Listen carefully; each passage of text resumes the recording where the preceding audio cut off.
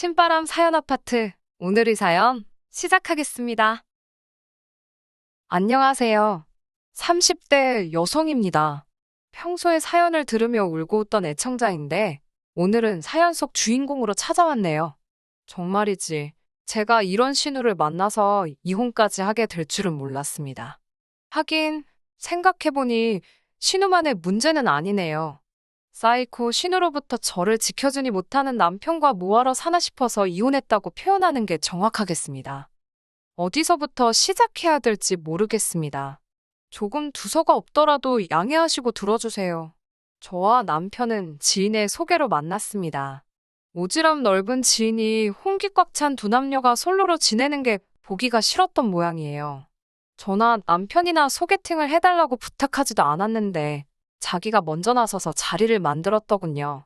그런 지인의 모습이 어이없기도 하고 재밌기도 해서 나가게 된 소개팅이었습니다. 언젠가 남편에게 당신은 무슨 생각으로 그 자리에 나왔냐고 하니까 제가 예쁘다고 해서 나왔답니다. 그게 다냐고 물으니 그게 다였다네요. 워낙 기대 없이 나갔던 자리라서 그런지 처음 남편을 보고는 사진보다 낫다는 생각을 했어요. 몇 마디 대화를 나눠보니 남편은 말주변이 없고 쑥스러움을 많이 타는 성격이더라고요. 그런 와중에도 저한테 잘 보이고 싶어서인지 어떻게든 분위기를 띄우려고 노력하는 모습이 귀여웠습니다. 아, 그리고 말씀드리지 않은 게 있네요. 제가 남편보다 2살이 많습니다. 식사하고 커피 마시고 소위 소개팅에서 할 일은 다 하고 집에 가려는데 남편이 다음 주에도 볼 수 있냐며 애프터 신청을 해왔습니다. 그 이후로 몇 번의 데이트를 하면서 저희는 연인 사이가 되었어요. 둘 다 직장 생활을 하다 보니 평일에는 만나기가 어려웠지만 바쁜 와중에도 서로를 배려하고 아껴주며 사랑을 꽃피웠네요. 그렇게 1년 정도 연애 끝에 저희는 부부의 연을 맺게 되었고요. 결혼하고 한동안은 아무런 문제가 없었습니다. 그러다 남편과 틀어지기 시작한 건 미국에서 살던 신우가 서울시댁으로 돌아오면서부터였어요. 달갑지 않은 소식이었지요. 이렇게 말하면 어떻게 들으실지 모르겠지만 남편과 결혼을 결심할 때 그런 생각이 있었거든요. 신우가 멀리 살아서 좋다는 남편의 누나를 만나보기도 전에 왜 신우를 싫어했냐고요? 저는 남편의 누나가 아닌 신우라는 존재 자체가 불편했어요. 왜냐하면 저희 어머니가 고모한테 얼마나 당하는지를 제가 자라면서 똑똑히 목격했기 때문입니다. 제 고모는 어머니를 자기 남동생, 그러니까 아버지 등골을 빨아먹는 기생충이라고 표현했습니다. 정작 저희 부모님은 맞벌이였고 자기는 전업주부였으면서 말이지요. 몇 번이고 어머니를 대신해서 고모한테 한마디 사붙이고 싶었지만 저희 어머니는 똑같은 사람이 될 필요가 뭐 있냐며 참으라 하셨어요. 비록 어머니가 말리셔서 고모를 어쩌지는 못했지만 적어도 나는 그렇게 당하고 살지 않으리라는 어떤 다짐 같은 게 항상 제 가슴에 있었던 모양입니다. 그래서 남편이 누나, 그러니까 신우가 미국에 산다고 했을 때 속으로 쾌재를 불렀지요. 이 사람이랑 살면 적어도 신우와의 갈등 같은 건 고민하지 않아도 되겠다고요. 그런데 신우가 이렇게 빨리 귀국을 할 거라곤 상상도 못했습니다. 게다가 겪어보니 저희 신우는 성격이 진짜 목 같은 신우였어요. 제가 오래 살지는 않았지만 신우 같은 성격은 처음 봅니다. 얼마나 이기적인지 오로지 본인 기분밖에 모릅니다. 부모고 뭐고 눈에 보이는 게 없는 것 같아요. 일단 자기 기분이 안 좋아지면 주변 사람들 기분도 기어이 망쳐놓고 말지요. 반대로 자기 기분이 좋으면 남 기분이야 어떻건 말건 관심도 없어요. 이제 이혼까지 한마당에 제가 못할 말이 뭐가 있겠습니까? 살면서 신우 같은 꼴통은 본 적이 없습니다. 신우 이야기가 나온 김에 저희 신우에 관한 이야기를 좀 더 해도 될까요? 남편은 제가 신우라는 단어에 거부감을 느낀다는 건 몰랐기 때문인지 연애 시절부터 종종 신우에 관한 이야기를 하곤 했어요. 듣다 보면 아시겠지만 좋은 이야기라곤 개뿔 하나도 없습니다. 저한테는 그냥 추접스러운 이야기였는데 남편한테는 불쌍한 누이의 일생 같은 거였나 봐요. 한번 들어보시겠어요? 남편 말에 의하면 신우가 고등학교 때 공부를 어지간히 못했답니다. 그래도 대학은 가야 된다는 시부모님의 고집 때문에 먼 지방에 있는 전문대학에 가게 되었습니다. 당연히 통학은 할 수가 없었으니 그 지역에서 자취방을 구했지요.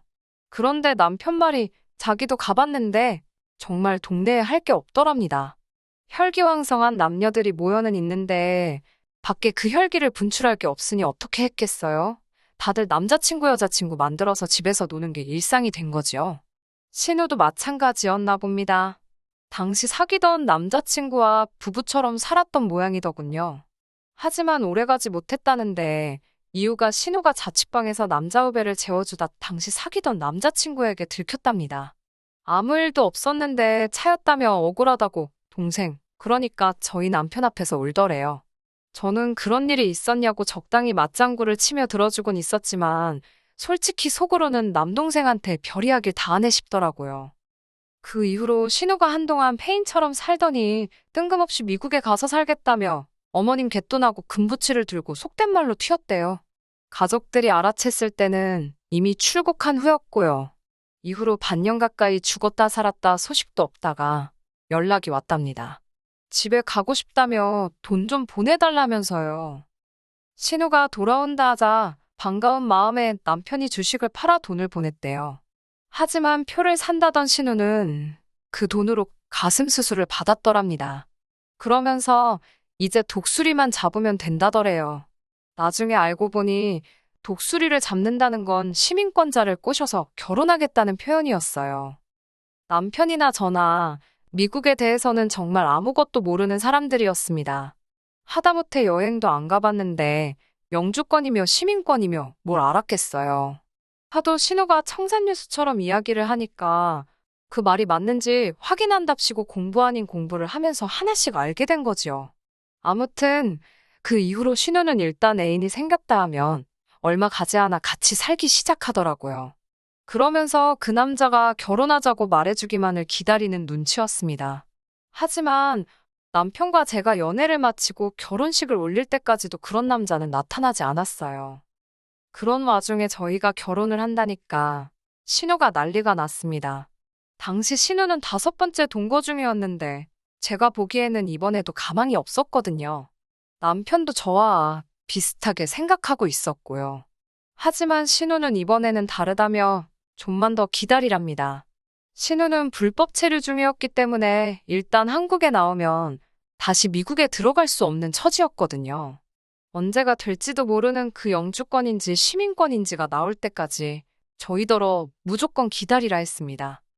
사실 남편은 신우를 항상 안쓰럽게 생각하는 눈치였어요. 도덕적으로 신우가 사는 방식은 제 입장에선 이해할 수 없었지만 혈육의 입장은 또 다른가 보더라고요. 오죽하면 팔은 안으로 굽는다는 말이 있겠어요. 하지만 다행히 남편은 결혼식을 미룰 생각은 없는 듯 했습니다. 만약 남편이 제 눈치를 살피며 물어라도 봤다면 그 자리에서 파혼하자 했을 거예요. 저희 부모님 또한 그런 이유 때문에 기약 없이 딸을 대기조로 만들 수는 없다며 그럴 거면 차라리 파혼을 하라고 하셨고요. 시부모님은 신우도 자식이고 저희 남편도 자식이라 그런지 중간에서 아무 말씀도 못하고 계셨습니다. 결국 남편이 신우에게 식은 계획대로 올릴 거니까 누나가 올 수 있으면 오고 안 될 것 같으면 무리하지 말라고 그러는 것 같았습니다. 전화기 너머로 잘 들리지는 않았지만 신우가 고래고래 소리를 지르는 것 같았어요. 그래도 남편이 확실하게 정리를 해주니 역시 이 남자랑 결혼하길 잘했다 싶었지요. 그렇게 희망의 끈을 놓지 못하고 있던 신우가 갑자기 다 필요 없다며 한국으로 돌아온 건 저희가 결혼한 지 6개월쯤 됐을 무렵입니다. 무슨 일로 돌아온 건지 묻지도 않았고 신우도 말해주지 않았지만 신우 얼굴 곳곳에 노랗게 남은 멍자국을 보니 상황을 알 것 같았습니다. 신우에 대해 딱히 이렇다 저렇다 할 만큼의 감정도 없던 저였지만 그 멍자국을 봤을 때는 안쓰럽더라고요. 훗날 알게 된 일이지만 이번에도 남자 문제였어요. 그래도 신우는 한국에 돌아온 게 몹시 기쁜 눈치였습니다. 급기야 저희 부부와 시부모님께 자기 귀국 파티를 열어달라고 하더군요. 생각지도 못한 이야기에 좀 당황스럽기는 했지만 그래도 얼마나 좋으면 저럴까 싶어서 그렇게 해주기로 했습니다. 하지만 파티를 하기로 한 날을 며칠 앞두고 저에게 큰 사건이 일어났어요. 제 친할아버지께서 경운기를 운전하시다가 그만 사고로 돌아가셨거든요. 평소에 워낙 정정하셨기에 주변에서들 아흔은 물론이거니와 100살까지도 거뜬히 사시겠다 했는데 그렇게 허망하게 떠나실 줄은 상상하지도 못했습니다. 저뿐만 아니라 저희 친정부모님 그리고 할아버지를 알고 지내시던 모든 사람들이 슬픔에 빠졌지요. 이후로 장례식이다 뭐다 며칠 동안 정신이 하나도 없었네요. 한 달쯤 지났을까? 주말이었습니다. 모처럼의 휴식을 즐기려고 하는데 남편이 무슨 할 말 있는 사람처럼 제 눈치를 살피더라고요. 그러더니 제가 알면 괜히 기분 나쁠까봐 그동안 말을 못했다면서 몹시 곤란한 표정을 지었습니다. 보다 못한 제가 답답해서 무슨 일 때문이냐고 물었더니 화내면 안 된다면서 조심스레 말문을 열더라고요. 저 때문에 신우가 기분이 많이 상했답니다. 요 근래에는 신우랑 연락도 주고받질 않았는데 갑자기 그게 무슨 소리냐니까 귀국 파티인지 뭔지 그 이야기를 꺼내더라고요.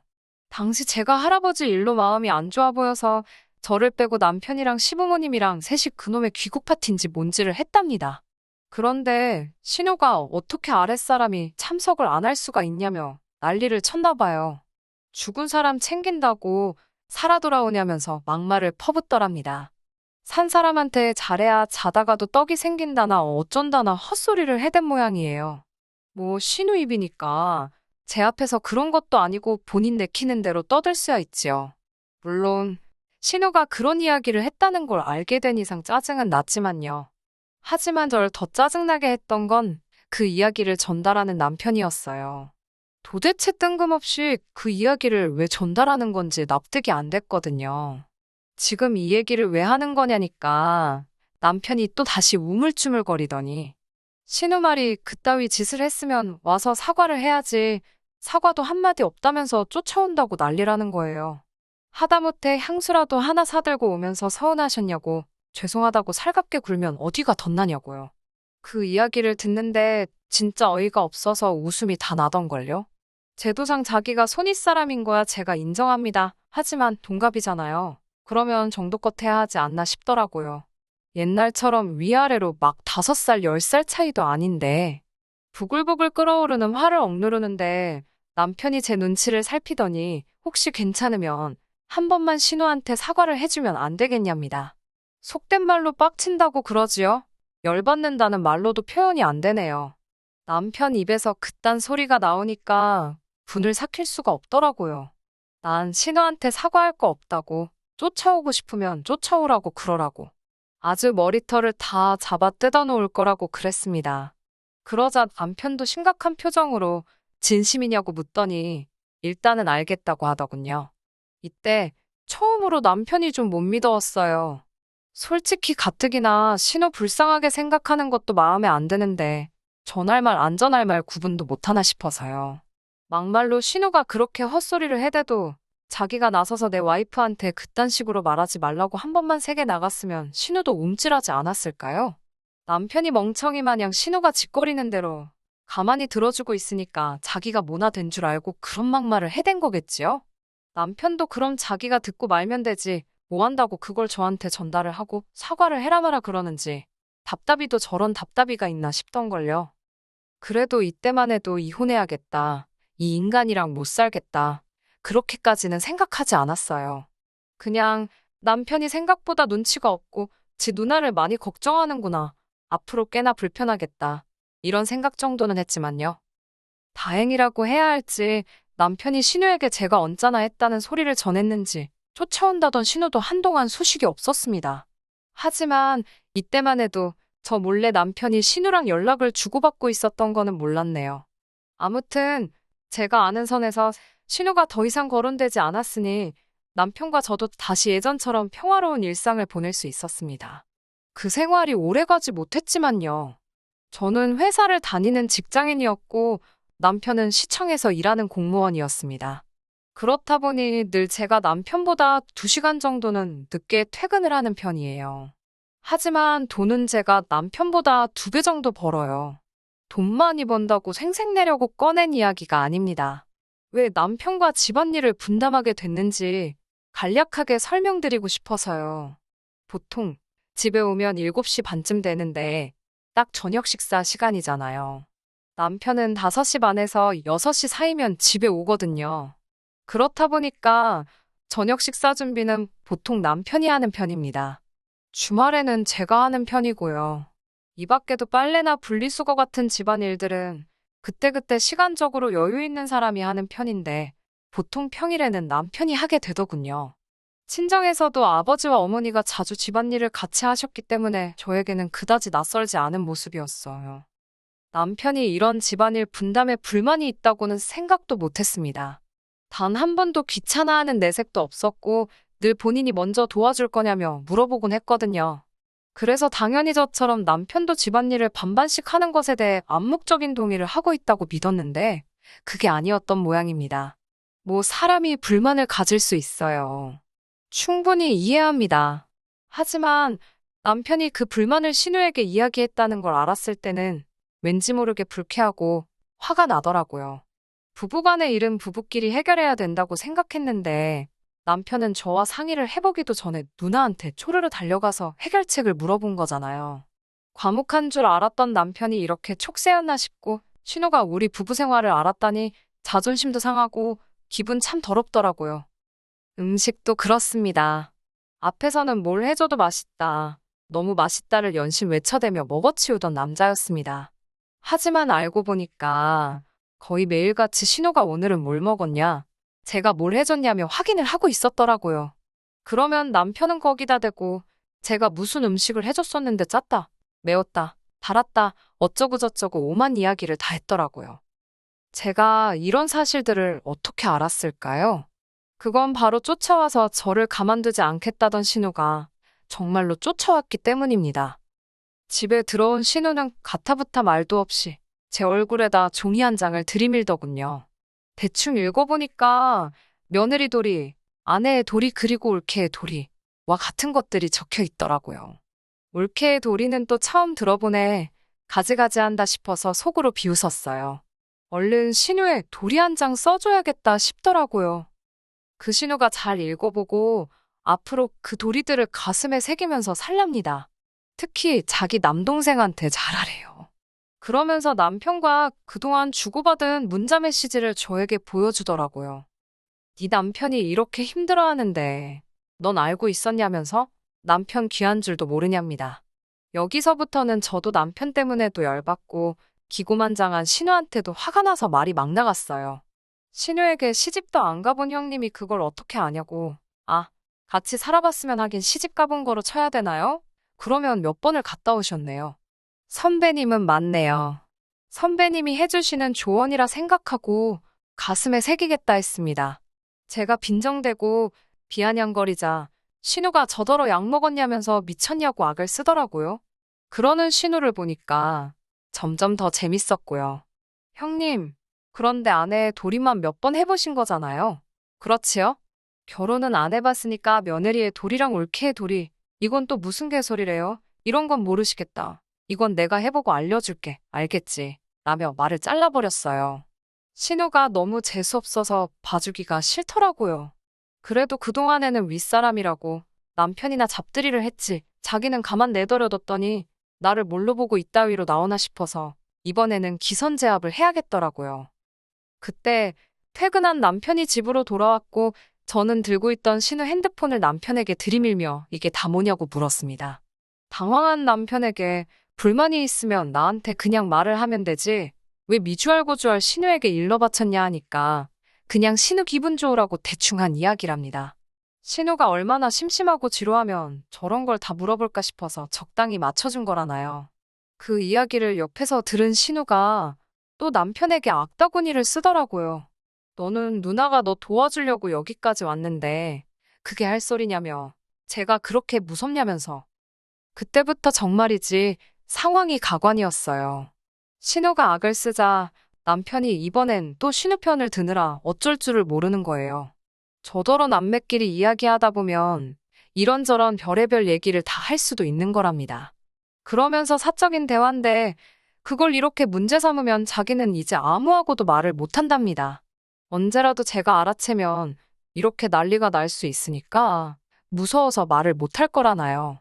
이건 뭐 저를 또 나쁜 사람으로 만들더라고요. 부부싸움도 아니고 신우까지 껴서는 왜 내가 이런 말도 안 되는 다툼에 에너지 낭비를 해야 하나 싶었습니다.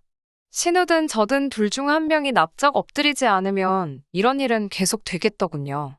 결혼 전 분명히 남편에게 제가 시댁하고 갈등이 생기든 어쩌든 무조건 제 편에 서줘야 한다고 박쥐처럼 이쪽 저쪽 붙어서 중재하려 들지 말아달라고 신신당부를 했었는데 그 이야기는 다 잊은 듯 했어요. 남편에게 아내 편에 서달라고 하는 게 큰 부탁인가요? 저는 그렇게 생각하지 않습니다. 설령 큰 부탁이라도 들어준다 했으면 노력은 해야 하는데 남편에게선 그런 희망이 안 보이더라고요. 그래서 결국 남편과 이혼하기로 한 겁니다. 남편은 누나가 아직 짝을 못 만나서 그리고 그동안 힘들게 살아와서 그런 거라는데 그것도 사람이 좀 착하고 안 됐고 해야 마음이 쓰이지 않겠어요? 괜히 잘 살고 있는 동생 부부한테 윗사람이랍시고 한마디 두마디 얹으려니까 이 사단이 난 거지요. 저는 됐다고 그 불쌍한 누나 네가 열심히 챙기고 살라고 했습니다. 네 누나가 지멋대로 살다가 적골난 걸 내가 왜 이해해줘야 되는지 모르겠다고요. 신우한테도 동갑내기로서 충고하는데 인생 그렇게 막 살지 말라고 했습니다. 막말로 남자하고 붙어먹어서 얼마나 연명할 수 있겠냐고요.